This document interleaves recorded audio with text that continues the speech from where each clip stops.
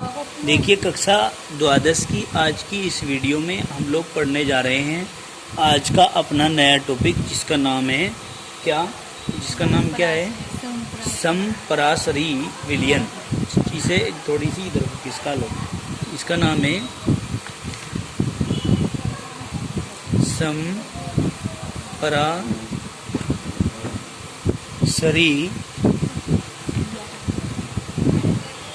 विलयन। क्या है भाई? समपरासरी विलयन, ये है आज का हमारा टॉपिक। ठीक है, यानी कि नाम से ही अपने आप को बता रहा है, इंडिकेट कर रहा है।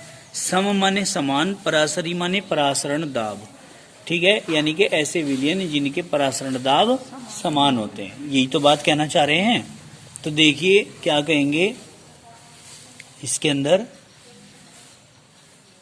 ऐसे विलयन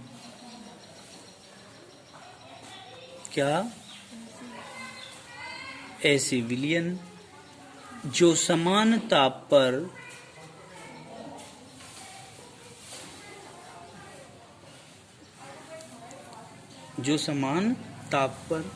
समान परासरण दाब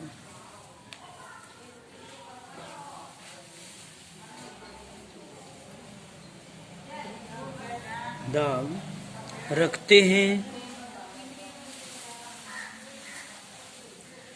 क्या कहा?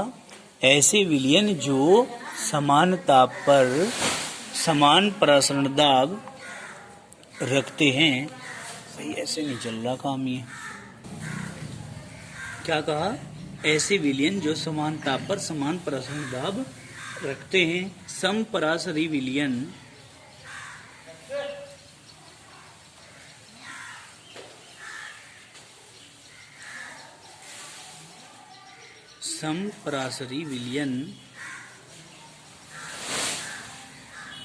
कहलाते हैं।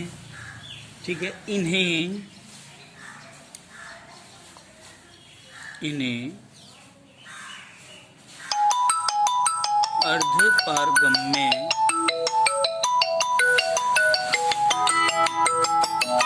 अर्धपारगम्य झिल्ली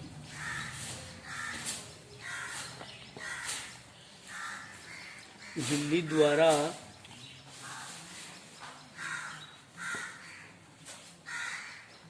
पृथक करने पर इनमें परासरण की क्रिया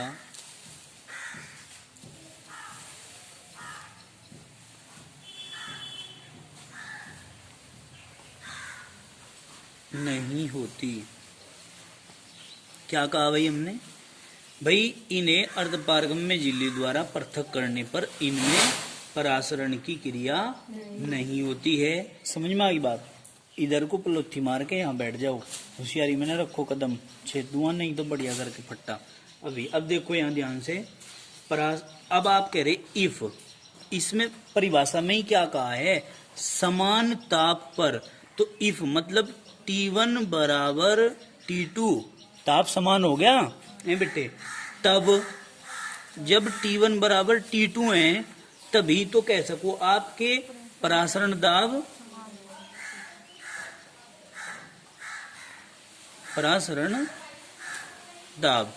जब T1 बराबर T2 हो जा तब परासरण दाब P1 बराबर P2 हो जाता है बेटे। समझ में आ गई बात? कोई दिक्कत तो नहीं है। फिर हम क्या कहेंगे? एक बात आपने कही कि समान ताप व दाब पर, इसकी पर में यही बात समान मतलब इसी के आधार पर यह बात कही जाती है।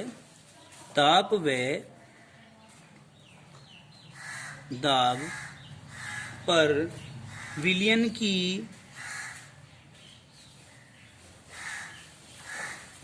की या पदार्थ की मोलर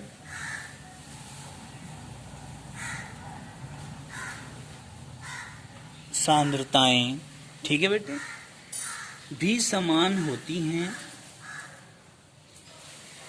आर्टिकल है ये, भी समान होती है। देखो इसने क्या कहा है, वीडियो जारी है आप लोगों की बननी। इसने ये कहा कि जब T1 बराबर होगा T2 के तब परासरण दाब हमने मान लिया P1 बराबर P2 के अकॉर्डिंग टू डेफिनेशन के अनुसार। फिर हम क्या बात कह रहे हैं कि समान ताप व दाब पर विलयन की मोलर सांद्रताएं भी समान होती हैं, अर्थात इसका कहने का मतलब क्या है, अर्थात सांद्रता को कहते हैं C कंसंट्रेशन, अर्थात C1 बराबर C2। क्लियर होगी बात। समीकरण नंबर 1।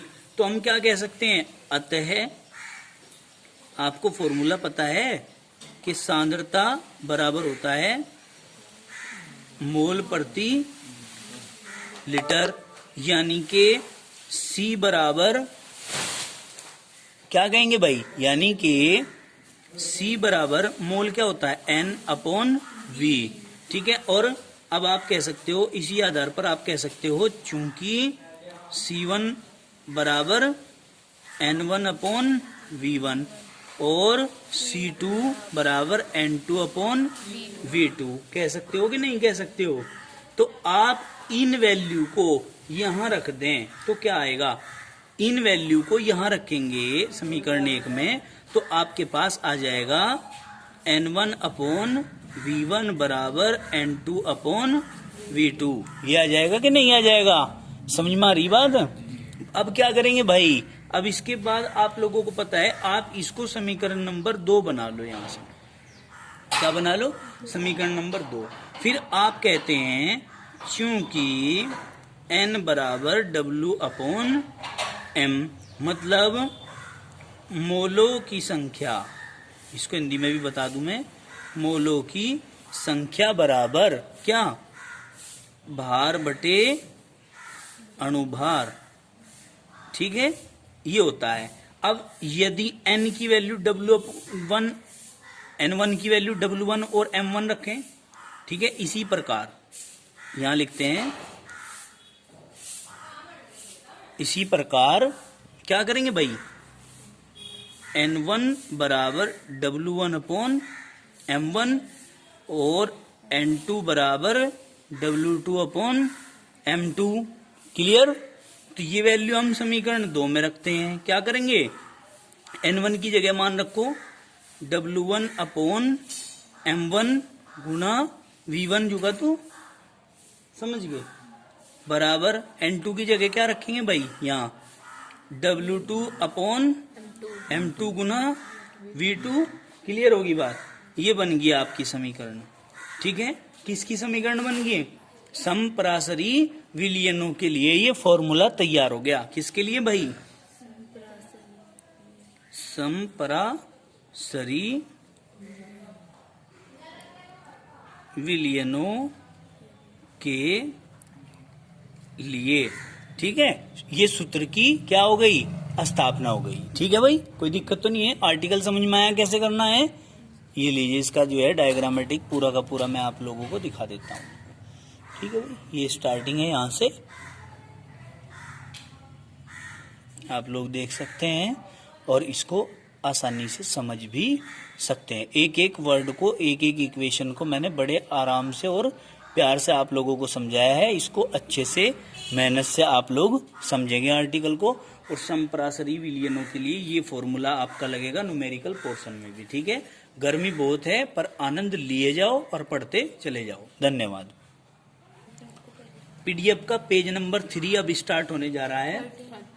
क्या मैंने क्या बताया, 13 है, 13। समझ में आई बात। देखिए, समदाबी विलयन, समदाबी विलयन को अंग्रेजी में आइसोपाइस्टिक सॉल्यूशन बोलते हैं। क्या बोलते हैं, आइसोपाइस्टिक सॉल्यूशन। देखिए, समदाबी मतलब समान दाब वाले, जिनका परासरण दाब समान हो। देखो समझिए ध्यान से भाई, ऐसे विलयन जो, इसको थोड़ा सा पेज को सेट कर लेते हैं हम।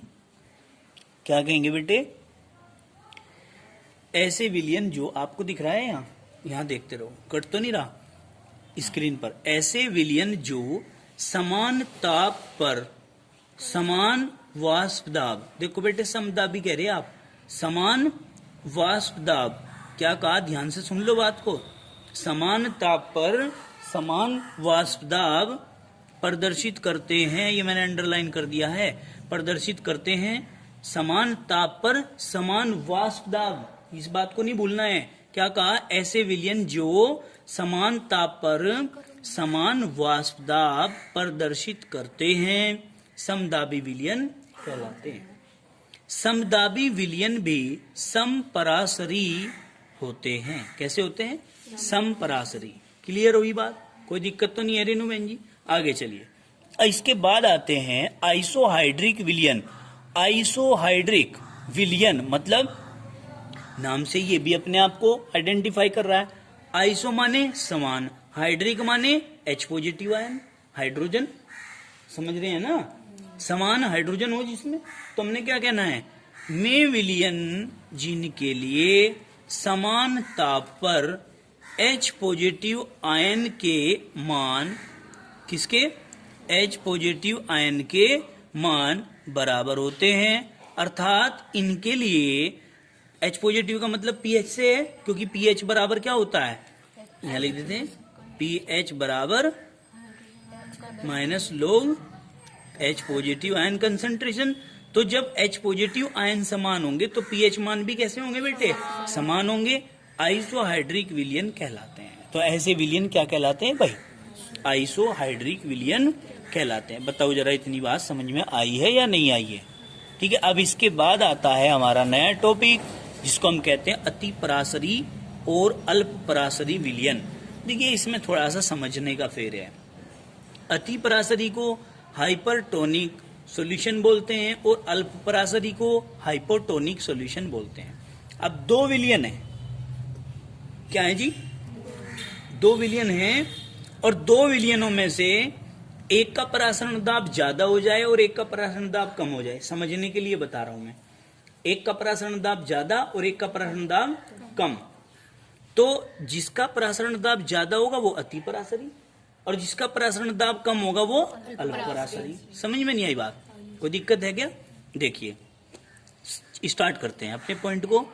समान ताप पर दो विलयनों में अधिक परासरण दाब, क्या भाई?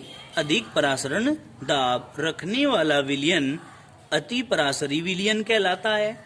जिसका परासरण दाब ज्यादा होता है वही अति परासरी विलयन कहलाएगा, तथा कम परासरण दाब रखने वाला विलयन अल्प परासरी विलयन कहलाता है। बेटे, जिसका परासरण दाब कम होता है वो क्या कहलाता है? वो अल्प परासरी विलयन कहलाता है। क्लियर हुई क्या बात? आई नहीं समझ में ये बात? कोई दिक्कत है इसमें? आगे चलें। अब बेटे हम आगे बढ़ते हैं इसमें। परासरण दाब के नियम। अब परासरण दाब के नियम में आपको कुछ कोड भी दिखाई देंगे यहाँ पर, उन पर आपको बहुत ही ज्यादा ध्यान केंद्रित करना है।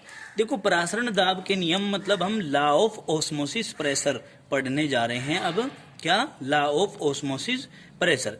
देखिए, तनु विलयनों के, तनु विलयन किसको कहते हैं? यानी कि कम क्रियाशीलता के हल्के विलयन। ठीक है। तनु विलयनों के परासरण दाब के प्रायोगिक मानों का अध्ययन करके वान ठाप ने अपने नियम दिए। प्रायोगिक मानों का अध्ययन किया और वान ठाप ने अपने नियम दिए। इसके लिए J.H. वान ठाप को नोबेल पुरस्कार से सम्मानित किया गया था। किसको? J.H.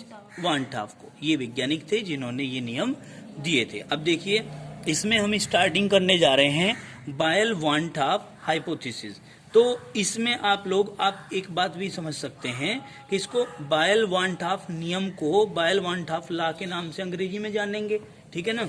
तो एक चीज ध्यान रखना, ये है बात पीसी, ये कोड है इसका। क्या है?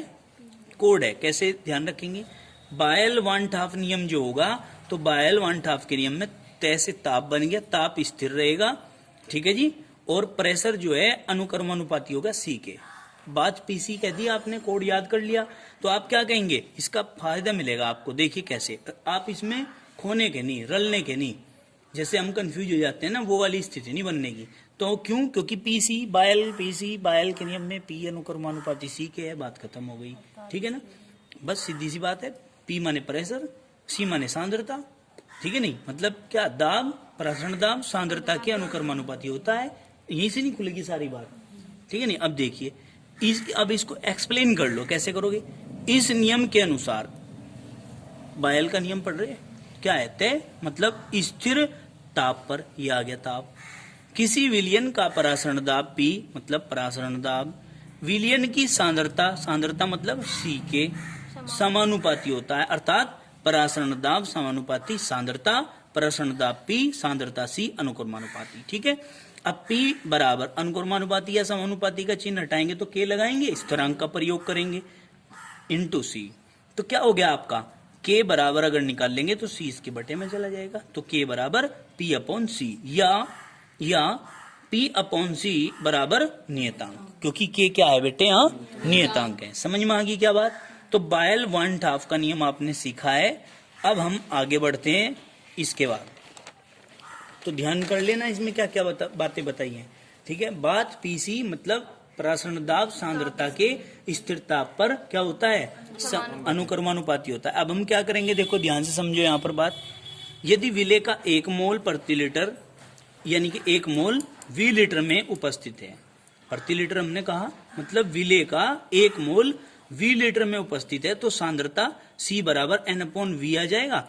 N की वैल्यू 1 रख देंगे। तो हम क्या करेंगे भाई, C की वैल्यू N अपॉन V यदि रखते हैं पिछले वाले फॉर्मूले में, तो क्या आ जाएगा भाई, बताओ क्या आ जाएगा, PV अपॉन N बराबर K। ठीक है कि नहीं, और PV बराबर K नहीं आ जाएगा, N की वैल्यू जब 1 आ गई है। समझ में आई बात, जब N की वैल्यू 1 आ गई है, देखिए ये फॉर्मूला आ गया था K बराबर P अपॉन C, तो आप कह रहे हैं कि C बराबर N अपॉन V होता है, सांद्रता बराबर मोल प्रति लीटर होता है ना। तो यहाँ क्या करेंगे हम, K बराबर C की जगह क्या रख दें, बताओ, P तो जो का दो, और C की जगह क्या रखेंगे, N। जब V बटे में है तो इसको मैं ऊपर रख दूं यहाँ, तो क्या हो गया बताओ, PV बराबर K गुना N। और आप कह रहे हैं चूंकि N बराबर 1, तो आप क्या लिखेंगे, PV बराबर K, ये आ गया, और PV बराबर K रखते हैं तो हम PV बराबर नियतांक भी कह सकते हैं इसको। समझ में आ गई बात। तो ये इस प्रकार से यहाँ पर समझाया गया है। ठीक है, कोई दिक्कत तो नहीं है। अब आगे बढ़ते हैं, हम क्या कहेंगे, चार्ल्स वान टॉप नियम। अब इसमें भी आपको समझना है। ठीक है, चार्ल्स वान टॉप नियम में एक चीज ध्यान रखनी है, चांस मिलते ही पिटा। एक चीज ध्यान रखनी है, चांस मिलते ही पिटा, जैसे ही चांस मिला तभी पिटा भाई। ठीक है, नहीं कैसे पिटा, ऐसे पिटा, ऐसे पिटा, चांस मिलते ही पीट दिया। अब देखो क्या करेंगे हम, चार्ल्स वान टॉप नियम। ठीक है, चार्ल्स वान टॉप नियम में क्या करेंगे भाई, पीटी है ना, चांस मिलते ही पिटा, मतलब ये तो हो गया फॉर्मूला। मैं बार बार इसलिए बोल रहा हूँ ताकि तुम्हारे याद हो जाए, मार के इसलिए बता रहा हूँ तुम्हें, पीट करके इसलिए बता रहा हूँ ताकि तुम्हारे अच्छे से याद हो जाए। ठीक है, नहीं। अब देखो, अकॉर्डिंग टू दिस लॉ, इस नियम के अनुसार क्या कहा, स्थिर सांद्रता पर, चार्ल्स का नियम नहीं है क्या, तो से क्या है, सांद्रता।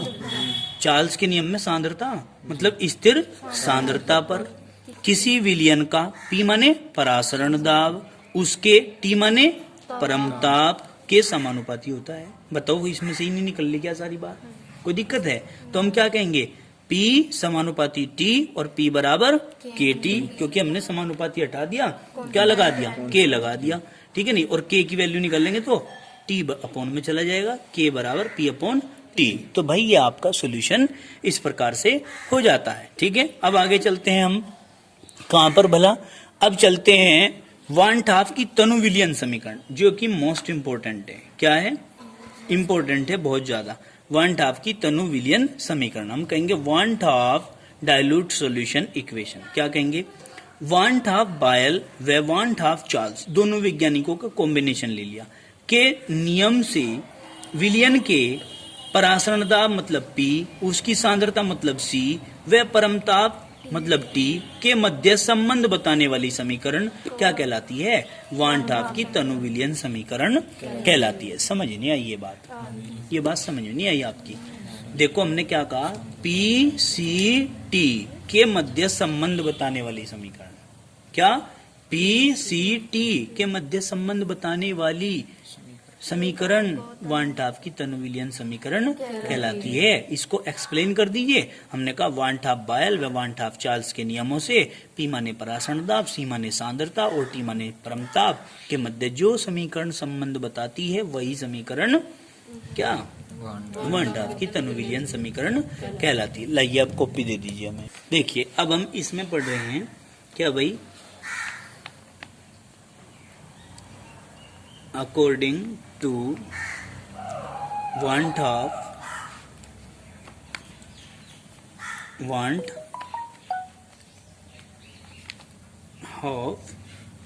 बायल।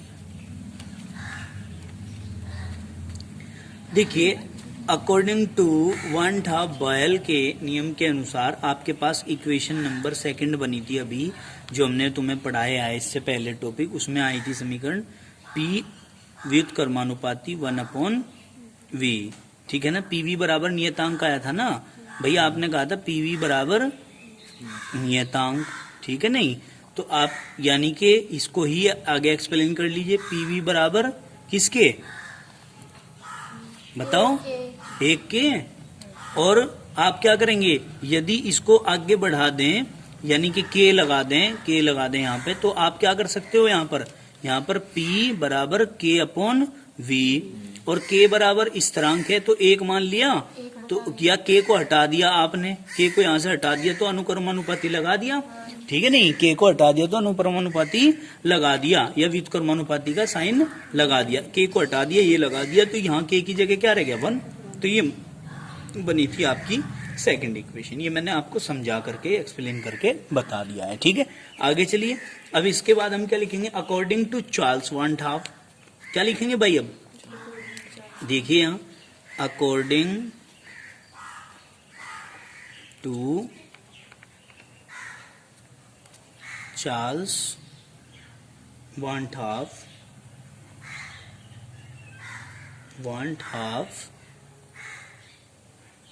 ला। क्या कहा था इसने कहा था कि P समानुपाती T के, ये समीकरण नंबर 3 आई थी आपकी, तो आप क्या कहेंगे, from equation second and third, यही तो है बेटे। क्या क्या करेंगे सेकंड एंड थर्ड से, बताओ सेकंड इक्वेशन क्या थी आपकी, बताओ। अरे ये तो रही है, तो रही, मैं तो तुम्हारे से पूछ रहा हूँ, बताओ क्या थी।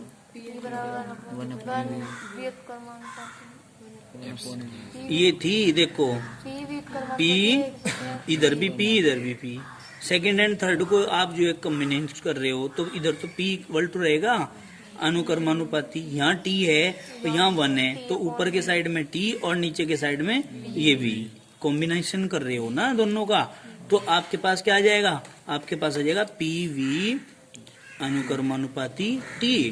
समझ में आ गई बात। और आप क्या कर सकते हैं इसके बाद भाई, इसके बाद PV अनुक्रमानुपाती हटाओ, बराबर लगाओ KT। समझ में आ गई बात, कोई दिक्कत है क्या। ये बन गई आपकी इक्वेशन नंबर 4। आप क्या कहेंगे, वेयर K इक्वल टू नियतांक। क्लियर होगी बात, क्या है बेटे, K बराबर नियतांक। तो आप क्या कर सकते हो, ये तो बता दिया आपने नियतांक है। अब आप एक बात कहेंगे क्या, कि यदि V लीटर, किसमें भाई, V लीटर आयतन विलियन में है ना, में विलेय के मोलों की संख्या स्मॉल n हो तो, ठीक है भाई, स्मॉल n हो विलेय के अंदर, वो सॉरी विलियन के अंदर विलेय के मोलों की संख्या स्मॉल n हो तो PV बराबर NKT, ये आपका फॉर्मूला आ जाता है। समझ में आ गई बात, कोई दिक्कत तो नहीं है। अब आपको पता है क्योंकि n बराबर क्या होता है, W/m, क्यों, मोलों की संख्या बराबर भार बटे अणुभार, तो n की जगह आप W/m भी रख सकते हैं। अतः क्या करोगे भाई, PV बराबर W/m इंटू KT। एक फॉर्मूला आपका ये तैयार हो जाता है। बताओ इतनी बात समझ में आई क्या? अब आप कहेंगे किसी भी न्यूमेरिकल की बात करें तो आप कहेंगे K का मान सदैव 0.0821 लीटर, फिर क्या, वायुमंडल मतलब ATM प्रति मोल डिग्री सेंटीग्रेड होता है। न्यूमेरिकल में ये वैल्यू सारी की सारी प्रयुक्त होंगी, प्रयोग करी जाएंगी, ठीक है नहीं?